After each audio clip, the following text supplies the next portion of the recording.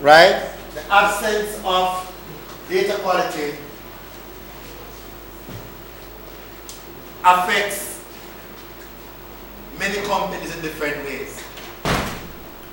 And what Amari did, first of all, was to establish what data quality is. Data quality must be first considered as the accuracy of data. How good the data is.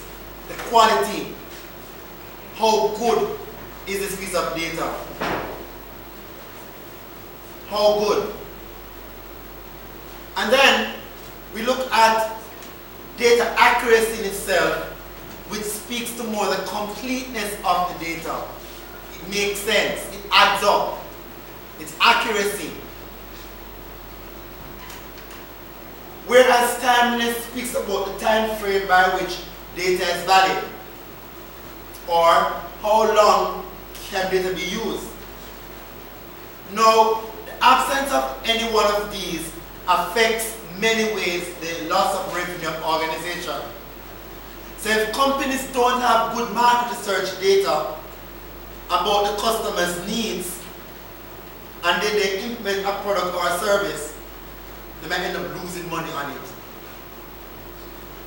KFC brought in the curry chunky chicken thing a few years ago. That didn't survive well in Jamaica because we don't have curry fried chicken. We have curry chicken or fried chicken. But that product is better in Trinidad compared to Jamaica. Because the market research stated that people who are in Trinidad are more Indian in their descent, so therefore they eat more curry flavored food than Jamaican food. Jamaican persons eat more spicy food.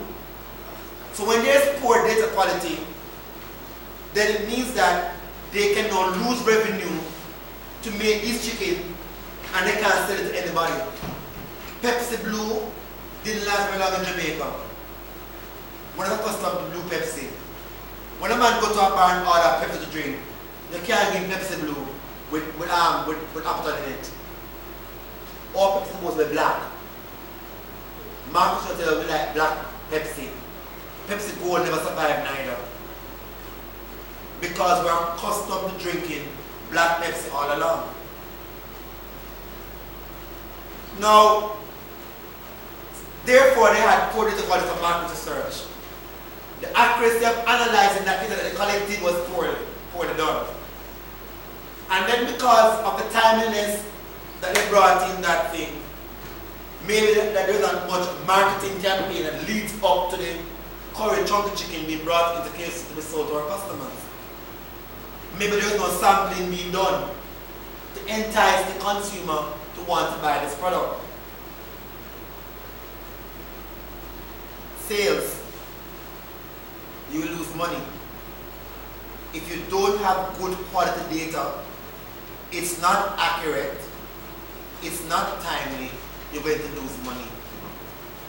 The Beats headphone is losing money because somebody went out and copied the technology to make Beats headphone at less than half the price.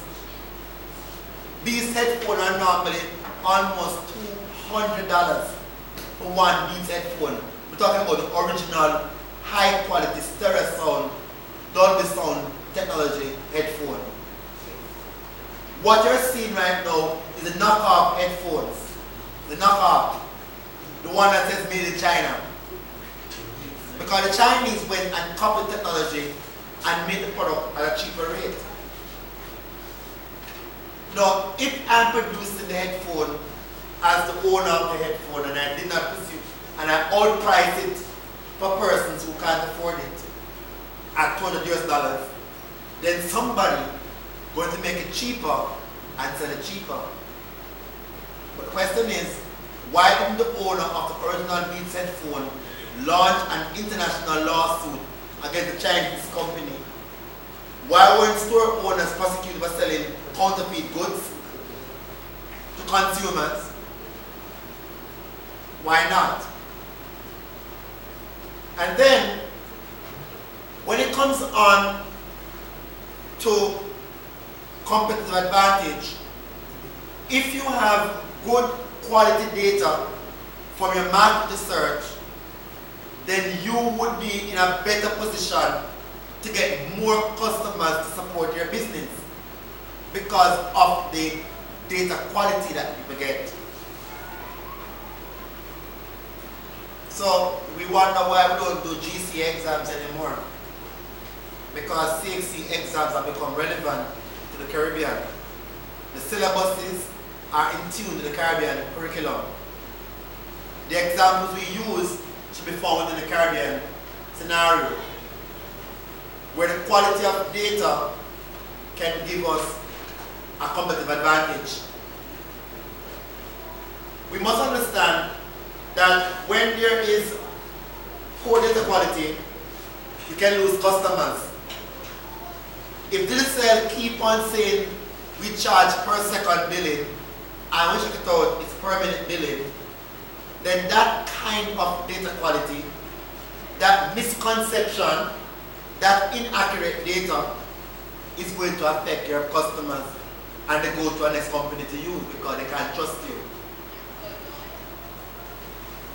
It also affects decision making. When there's poor data quality, it affects how quickly you can make decisions. If Mrs. Steer don't go through and count all the chairs in the school before school open, and she's going to buy some chairs, she might end up buying more chairs than she actually need. Loss of revenue. But at the same time, she made a poor decision. Because the classroom locked up with some chairs stored in it, I would never know about it. And she would have bought chairs. And we have chairs plugged in classrooms. Missed opportunities. When you have poor quality of data, you sometimes end up missing an opportunity to market your product.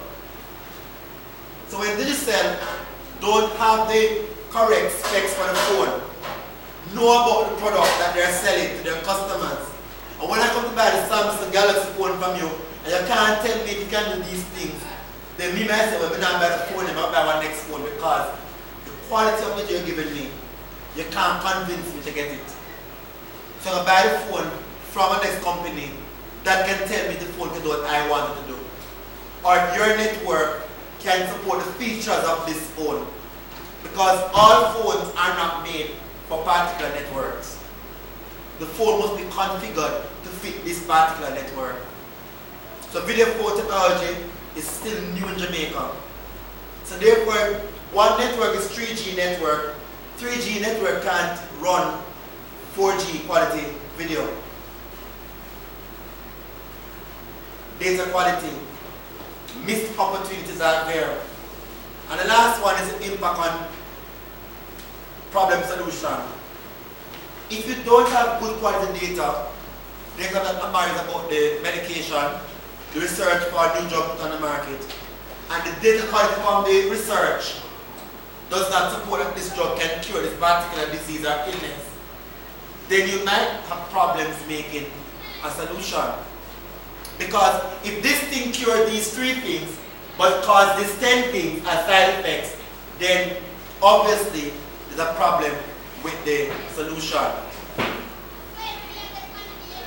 So those are things you must consider when talking about the quality of data.